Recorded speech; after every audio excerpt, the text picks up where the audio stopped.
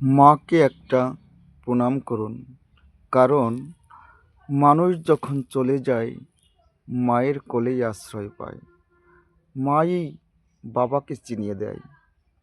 কেমন বৃন্দাবনে গোপীগণ যেমন কাত্যায়নী মন্ত্র বলে ভগবানকে পেয়েছিলেন, তাই মাকে তুষ্ট না করলে কোনোদিন ভগবানের সান্নিধ্য পাওয়া যায় না।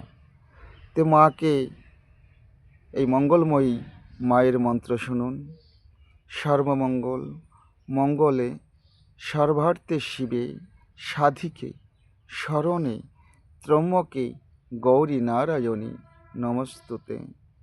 যা দেবী সর্বভূতেষু মাতৃরূপেণ সংস্থিতা নমস্তস্যৈ নমস্তস্যৈ নমো নমো।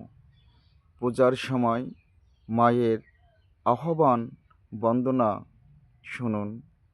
তুমি এসো মা, তুমি এসো মা, আমার জীর্ণ কুটিরে, দুঃখেও যে আমি হব চিরসুখী, তব আগমনী লহরে।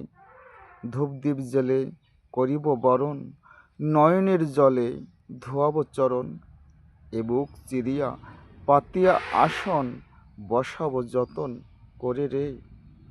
ফুলে ফুলে আমি সাজাব তোমায়, ভক্তি অর্ঘ্য দানে তুষিব তোমায়, তোমার গীতিকা শোনাব তোমায়, আনন্দের ছন্দ নুপুরে।